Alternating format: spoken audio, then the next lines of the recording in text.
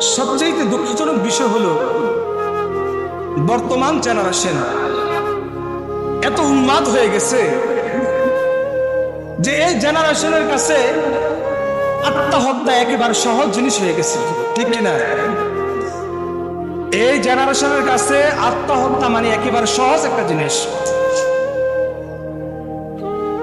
এত সহজ জিনিস মনে করে যে একটা মেয়ের জন্য সেকা খাইছে, পরিপূর্ণ সে প্রস্তুতি নিয়ে নিছে আত্মহত্যা করবে। অথচ চিন্তা করে দেখেন, এই একটা মেয়ের জন্য তুই আত্মহত্যা কেন করতে হবে?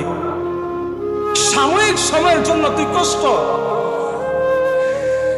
তুই 1 ঘন্টার কষ্টের জন্য তুই চিরস্থায়ী তোর আখিরাতকে ধ্বংস করে দিতেছিস।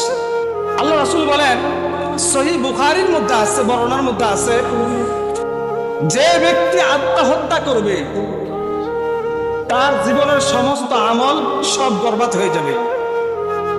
যে কোনো ব্যক্তি যদি সে যেভাবে আত্মহত্যা করুক না কেন, সে যদি কোনো পাহাড় থেকে কোনো বিল্ডিং এর উঁচু থেকে আত্মহত্যা করে, ওই ব্যক্তিটা তার শাস্তি কি হবে? আল্লাহর পয়গম্বর বলেন যে জাহান্নামের আগুনের ভিতরে ওই ব্যক্তির তার সাজা হবে সে যে উঁচু জায়গা থেকে বিষ পান করলে, এটা হাদিসের ভিতরে আছে, হাদিসের বর্ণনা বলতেছে আপনাদেরকে, বিষ পান করলে ওই ব্যক্তিটা জাহান্নামের আগুনের ভিতরে বিষ পান করবে, কষ্ট ভোগ করবে। তারপরে যদি কারোর পিস্তল দ্বারা আত্মহত্যা করে না, বাংলাদেশে হয়েছে না এমন? এটা কিন্তু খুব মারাত্মক বিষয় যে কারোর পিস্তল দ্বারা যদি সে আত্মহত্যা করে, আল্লাহ রাসূল বলেন ওই জাহান্নামের আগুনের ভিতরে তার মাথার ভিতরে পিস্তল ঠেকাইয়া সে জাহান্নামের ভিতরে তার মাথাকে লন্ডভন্ড করে দিবে। এই শাস্তি অনেক দিন পর্যন্ত সে ভোগ করতে হবে। এই জন্য মুহতারাম হাজিরিন, আমাদের সমাজে এটা অনেক বেড়ে গেছে।